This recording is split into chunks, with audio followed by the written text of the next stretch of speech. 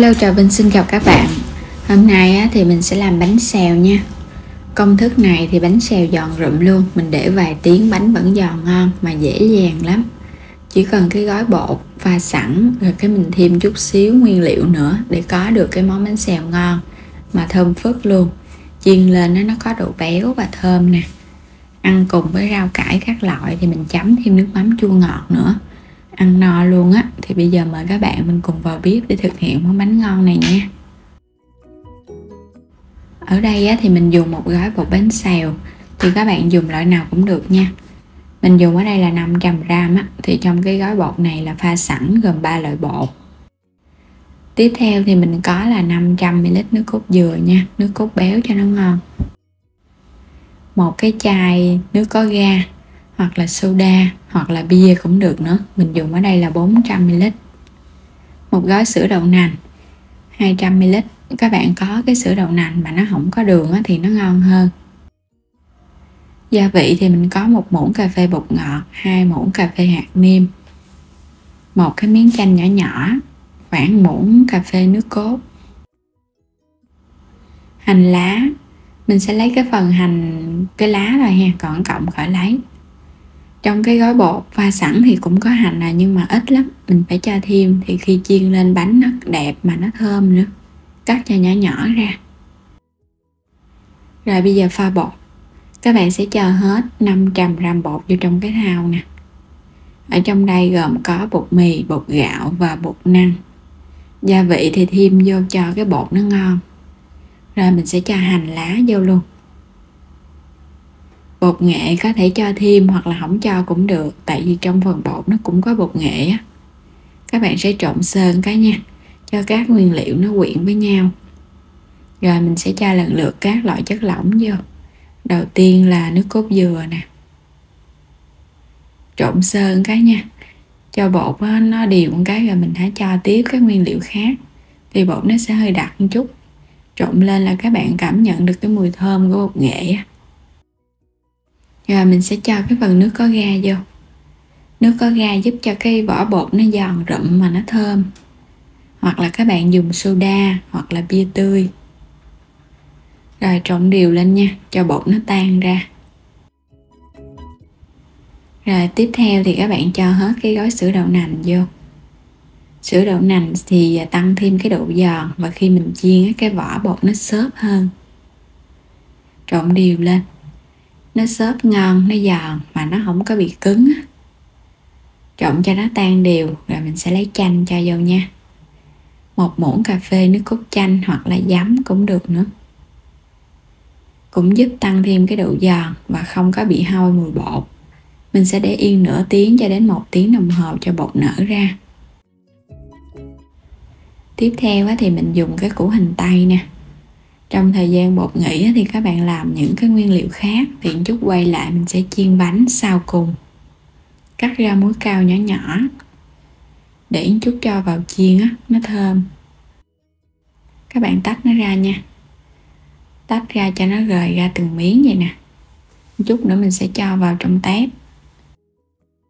Mình dùng tiếp là thịt ba rọi, 1 miếng khoảng 250g, cắt ra lát mỏng mỏng. Bên đây là có con tép đất nè. Nếu các bạn dùng tép lớn thì mình phải lột vỏ ra. Ở đây nữa thì mình có là giá, cà rốt bào sợi ra, rửa cho sạch. Đồ chua ăn kèm thì mình có củ cải trắng và củ cải đỏ, ngâm muối 10 phút, bóp, xả sạch. Các bạn cho vào tỷ lệ 2 muỗng giấm, 1 muỗng đường. Thì mình dùng 100g nước mắm, 100g đường nha, tỷ lệ là 1:1. Chanh thì khoảng 1 trái nhỏ nhỏ thôi. Tỏi và ớt một chút sẽ băm nhỏ ra. Lần lượt thì mình cho đường nè. Nước mắm này thì mình dùng cái loại 30 độ đạm á. Các bạn cho vào đây 200ml nước sôi để hòa tan cái đường và nước mắm. Khuấy đều lên nha. Nếu mà các bạn dùng cái loại nước mắm mà đạm nó thấp hơn thì có thể tăng thêm chút xíu. Chanh hoặc là giấm cũng được, nhưng mà chanh nó sẽ thơm hơn. Thì tỷ lệ chanh là nửa so với 1 nước mắm và 1 đường. Trộn đều nữa, chờ cho nó nguội rồi mình cho tỏi ớt băm vô. Bây giờ sẽ đi xào phần nhương thịt và tép. Đây là hành tím và tỏi, các bạn xào cho nó thơm lên. Rồi mình cho tép và thịt vô.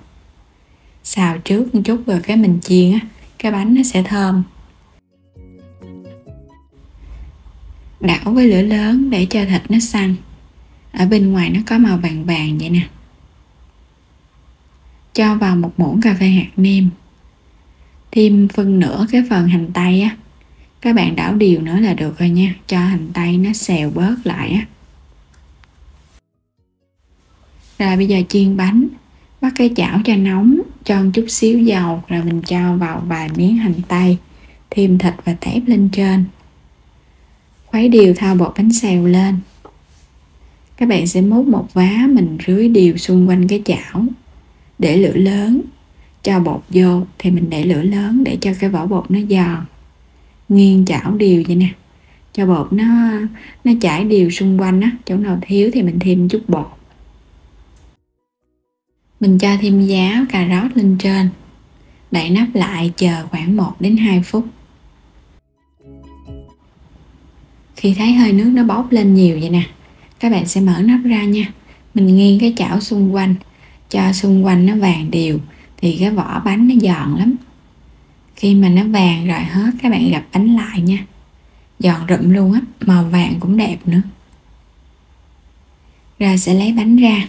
Khi bánh còn nóng á, các bạn để cho nó hở lên thì nó sẽ giòn. Cũng tương tự mình cho vô chút xíu dầu thôi, không có cần dầu nhiều. Cho bột vô thì cái chảo phải thật là nóng, giúp cho cái bột nó giòn á. Một lớp mỏng thôi, đừng có dày quá. Rồi, cho giá lên trên nha. Đậy nắp lại để cho phần giá của mình nó chín á. Đậy chút xíu thôi, các bạn đừng đậy lâu quá, bột nó cũng mềm. Nghiêng xung quanh nè. Mình không có dùng dầu nhiều, tại vì trong bột có nước cốt dừa đó, nó cũng ra cái chất dầu, giúp cho bánh nó vàng và nó giòn ngon nữa. Thì ngoài ra cái phần sữa đậu nành á, cũng giúp cho bột của mình nó không có bị dính chảo và nó có độ xốp bóng. Làm tương tự cho đến hết những cái phần bánh còn lại. Các bạn xóc nó ra nha. Bánh này á, thì ăn mới chiên xong nó ngon. Nước mắm nó nguội thì mình hãy cho tỏi ớt vô. Ăn cùng là rau cải xanh, xà lách, rau thơm các loại nè. Đồ chua á, thì các bạn làm trước khoảng nửa tiếng để cho nó chua. Thì khi mà mình ăn vào nó ngon hơn. Bánh xèo giòn rụm luôn á. Làm xong hết rồi á thì các bạn hãy chiên bánh xèo. Mình chiên ở bước cuối cùng để khi ăn nó nóng nóng thì nó ngon hơn. Cho một ít đồ chua lên. Ăn cái này á thì nước mắm nó vừa thôi, ngọt ngọt. Cái độ mặn nó nhạt thôi, đừng có quá mặn, ăn nó không ngon nha. Rồi bây giờ mời các bạn cùng thưởng thức nè. Bánh xèo giòn rụm luôn. Nước mắm có cái vị ngọt chua mặn nhẹ nhẹ, cay cay. Cái vỏ bột thì nó giòn rụm, ăn vào rất là thơm luôn á.